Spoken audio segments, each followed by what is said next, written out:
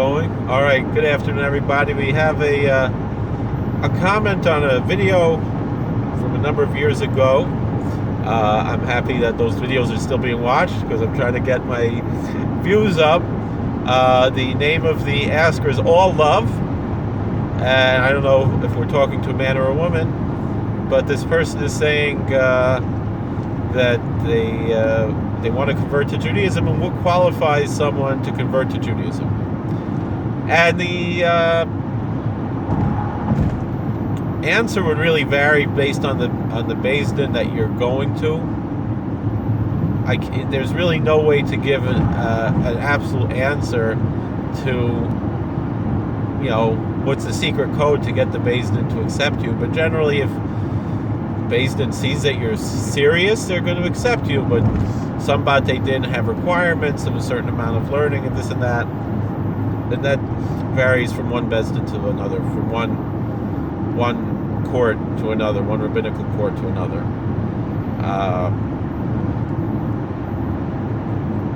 But all I can say is what makes you, Jewish once you convert is that you're accepting that you're going to be required to keep these commandments, the commandments that Jews have to keep, the biblical commandments, the rabbinical commandments, and the universal Jewish customs, and you believe in the faith of the Torah.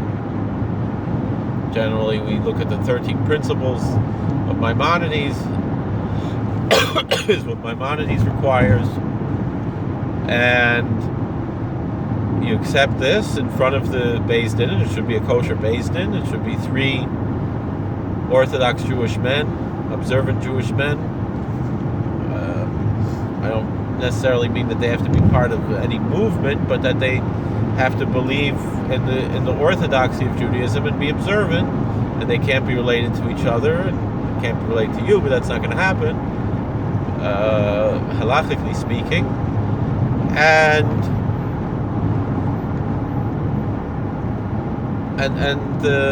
if we're talking about a man, he has to be circumcised. If he was already circumcised for a non-religious purpose, he has to have hatafas dam bris. A little bit of blood has to be taken for that purpose. By a Jewish man has to do that. Pretty simple thing. And then you immerse in a mikveh, either a natural body of water or a body of water that's connected to a body of rainwater or into the body of rainwater. You immerse, and then you come out and you're Jewish. And I generally will ask again about, after the immersion, ask again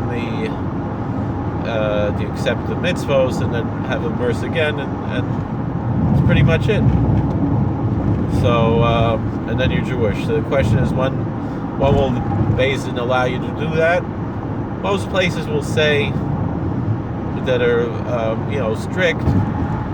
The way they'll approach it, they'll say like this. They'll say, are you prepared to live a Jewish life? Keep the Sabbath, keep kosher? Do you live within walking distance of the synagogue? Do you plan to not work on the Sabbath?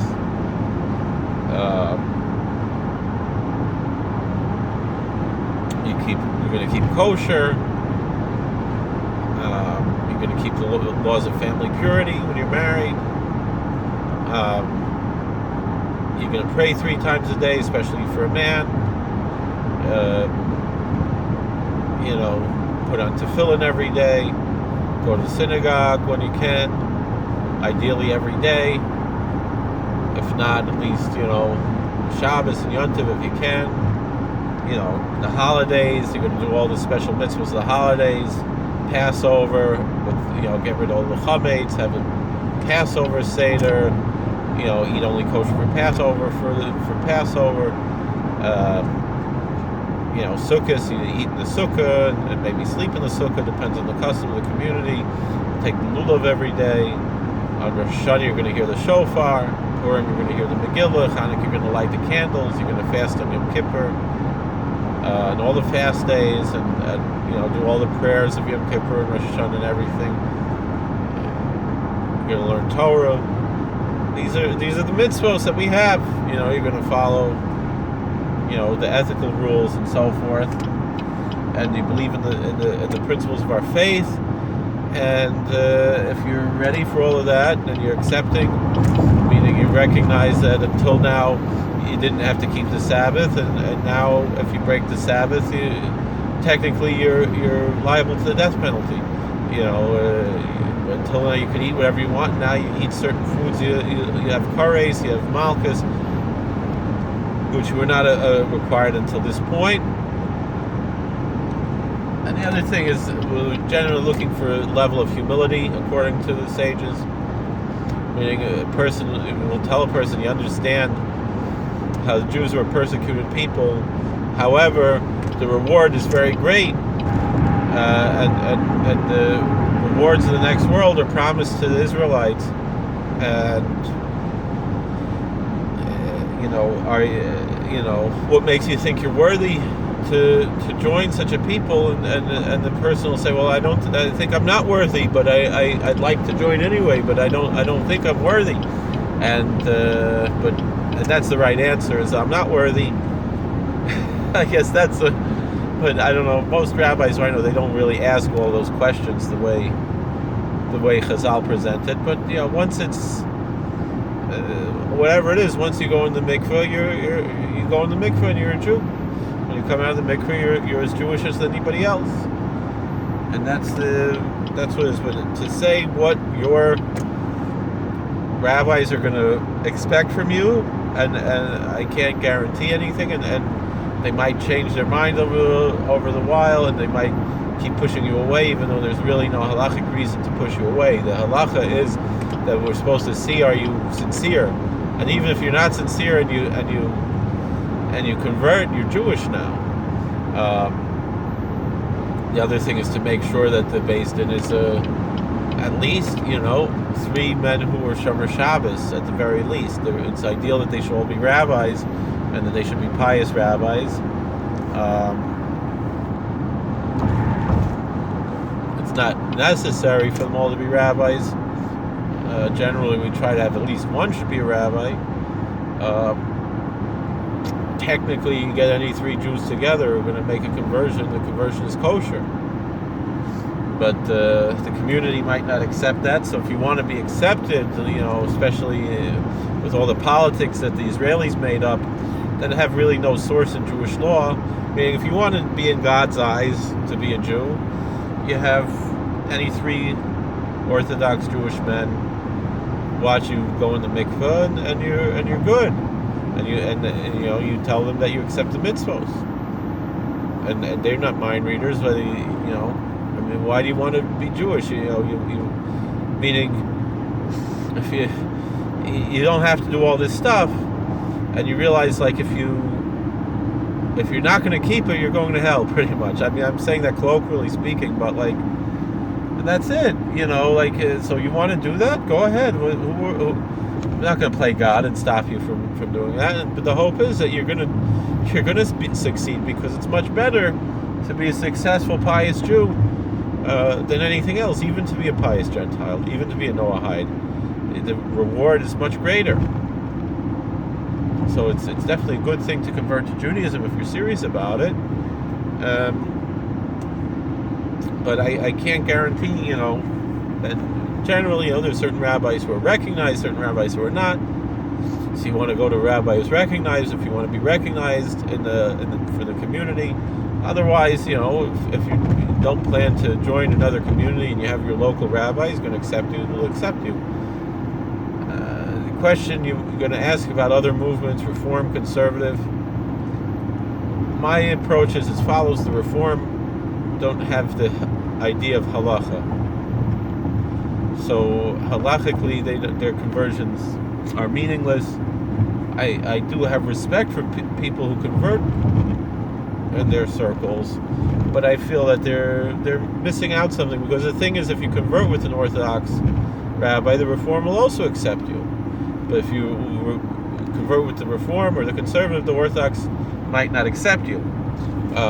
With the reformer, I say almost certainly not. With the conservative, we have to be intellectually honest. Depends who, what, where, when. I mean, nowadays the conservatives, they have lady rabbis. Not all their rabbis are Shomer Shabbos. Not all of them believe in the principles of our faith. They don't all believe Torah is min Shemayim and so forth. It's problematic if someone like that is doing a conversion. But if you have someone who is essentially orthodox with a little o, meaning they believe in the 13 principles of faith, they're essentially Shomer Shabbos. Maybe they rely on certain leniencies when it comes to electricity or microphones or this and that, which many Orthodox rabbis had these opinions. And the whole big issue is that they have men and women sit together in the synagogue, or maybe even if they're egalitarian, they let the women lead services and so forth. You get an aliyah and so forth. It's not really the end of the world to allow a woman to have an aliyah. The Gemara allows it. It just says the Gemara doesn't allow it, but the Gemara says it's technically would fulfill it. It's just that it's something we don't do. Maybe they covered in seaboard, these types of things. Meaning, if that's the only issue that we're saying this person's conservative, that's the. I would accept such a conversion from a rabbi who believes in the 13 principles of faith and keeps Shabbos, doesn't do malach on Shabbos, doesn't both, including rabbinical prohibitions, and the things that they're lenient about are just things that are modern questions of electricity, which there are different opinions about, and even though we're strict about these opinions in the Orthodox circles, it's not really the end of the world. I personally would accept such a conversion if all three were on that caliber,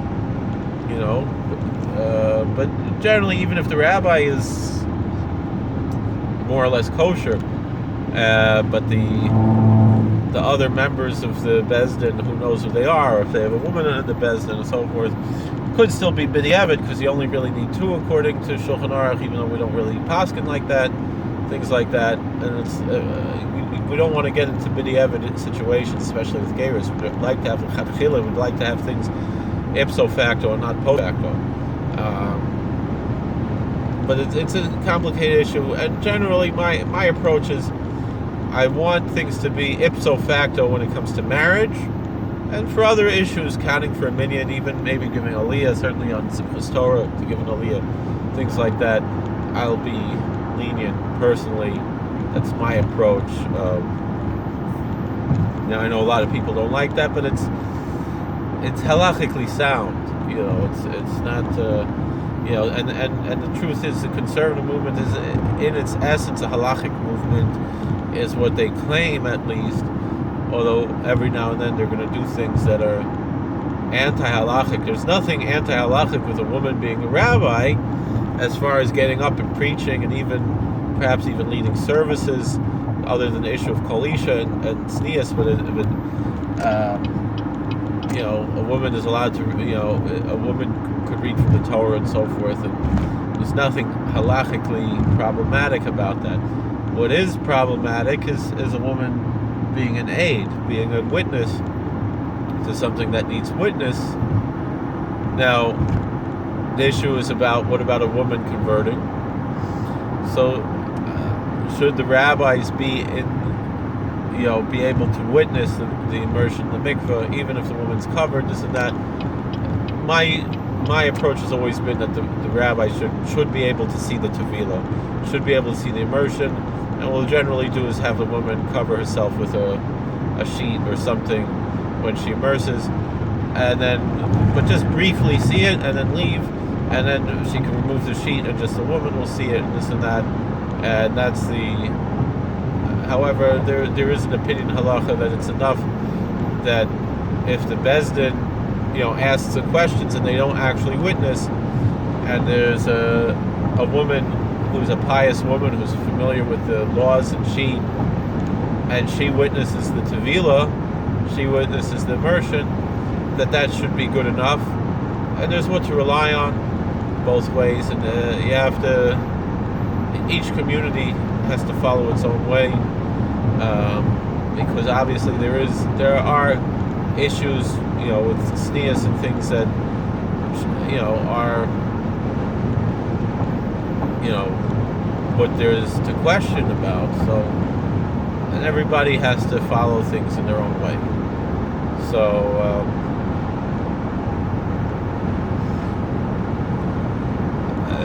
it is what it is. But but say a man, he wants to immerse, also wearing a bathing suit, a loose-fitting bathing suit, perhaps, or something. It's probably not the end of the world. And then perhaps after the rabbis leave, immerse without the bathing suit, there's what to discuss, perhaps. That could be kosher, because it does say, as far as tahara, as far as being purified in the mikveh, that someone toivel b'kelev tahor, that you can be purified wearing clothes. The same thing. We're generally less strict when it comes to conversion than other issues as far as the tefillah. What kind of a mikveh?